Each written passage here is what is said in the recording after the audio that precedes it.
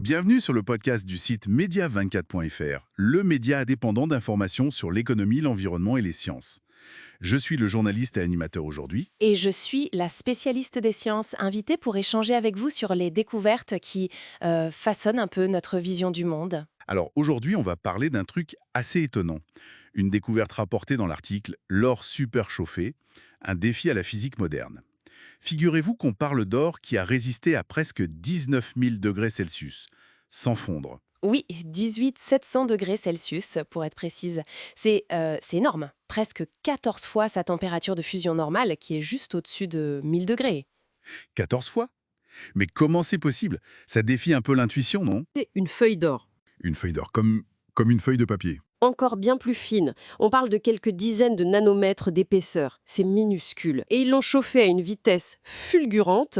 Et juste après, ils ont mesuré la température. Exactement. Juste après le flash laser, ils ont utilisé des rayons X. Et ça leur a permis de mesurer la température au niveau des atomes avec une précision vraiment inédite dans ces conditions extrêmes. Et l'article dit que l'or est resté solide, c'est ça? Il n'a pas fondu malgré cette chaleur. C'est ça. Sa structure cristalline, l'organisation de ses atomes est restée intacte. C'est ce qu'on appelle le superchauffage solide. Superchauffage solide. D'accord. Mais comment ça s'explique alors? Alors, l'explication tient en un mot, la vitesse. L'énergie du laser a été injectée si brutalement, si vite, que les atomes ont été chauffés à blanc, mais ils n'ont pas eu le temps de se désorganiser. Ils n'ont pas eu le temps de rompre leurs liens pour passer à l'état liquide. Donc, ils ont été pris de court, en quelque sorte? Voilà, c'est un peu l'idée. Un des physiciens de l'équipe, Tom White, a une jolie formule. Il a dit qu'ils n'avaient pas violé les lois de la thermodynamique, mais qu'ils avaient juste agi plus vite qu'elle. J'aime bien. Agir plus vite que la thermodynamique. Donc, ce n'est pas que l'or est indestructible à 19 000 degrés. Ah non, pas du tout. C'est une résistance temporaire liée uniquement à cette rapidité extrême du chauffage. Si on maintenait cette température, bien sûr qu'il fondrait. D'accord. C'est fascinant parce que ça remet en question une idée qu'on avait depuis longtemps, non? Depuis les années 80, je crois. Oui, tout à fait. L'idée qu'il y avait une limite absolue de température au-delà de laquelle un solide ne pouvait tout simplement pas exister, même très brièvement. Là, on voit que les conditions extrêmes, notamment la vitesse, peuvent changer la donne. Ça montre qu'il y a des régimes où les règles habituelles sont contournées, disons. Exactement. Et ce qui est assez drôle, c'est que ce n'était même pas le but premier de l'expérience de tester ça. Ah bon?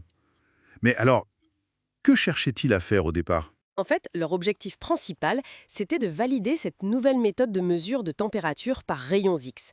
Mesurer la température de la matière quand elle est chauffée si fort et si vite, c'est un vrai casse-tête technique. Je vois. Donc, la découverte sur l'or, c'est un peu la cerise sur le gâteau, si on veut. C'est un peu ça, oui. Un résultat secondaire, mais un résultat majeur. Et cette nouvelle méthode de mesure, alors, quelles sont ses implications, si elle est si précise dans ces conditions extrêmes? Ah ben, les implications sont potentiellement énormes. Pouvoir mesurer précisément ce qui se passe dans la matière à des températures et des pressions folles, ça pourrait révolutionner notre compréhension de plein de choses. Comme quoi, par exemple? Pensez aux conditions qui règnent au cœur des planètes ou dans les étoiles. Ou encore, plus près de nous, aux matériaux qu'on essaye de développer pour la fusion nucléaire contrôlée. Là aussi, on parle de température extrême. Mhm. Comprendre comment les matériaux se comportent dans ces conditions, c'est essentiel. Tout à fait. Et l'équipe compte bien continuer. L'article mentionne qu'il prévoit de tester d'autres matériaux. Lesquels? Il parle notamment du tungstène et du carbone.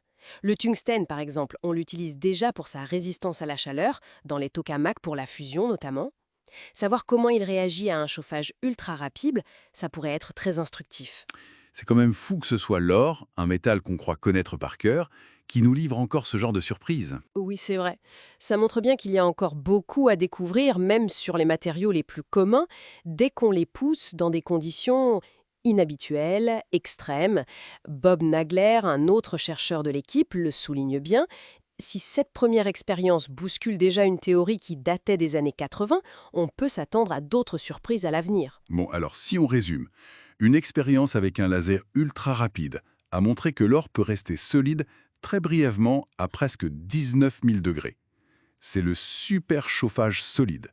Ça ne contredit pas les lois fondamentales, mais ça montre un comportement inattendu lié à la vitesse. C'est exactement ça. Et en parallèle, ils ont mis au point une nouvelle technique très prometteuse pour mesurer ces températures extrêmes avec précision. Ce qui est précieux pour explorer ces domaines un peu fous de la physique. Tout à fait. Ça nous rappelle surtout que notre compréhension des matériaux, même les plus basiques comme l'or, a encore des frontières à explorer, surtout quand on va chercher dans les extrêmes, justement. Et ça laisse songeur. Si l'or, si bien connu, nous cache encore ça, qu'est-ce que d'autres matériaux, peut-être plus complexes ou exotiques, pourraient nous révéler quand on les passera à la moulinette de ces lasers ultra rapides? On n'a peut-être pas fini d'être surpris par la matière. Merci pour votre écoute et retrouvez plus d'actualités sur media24.fr.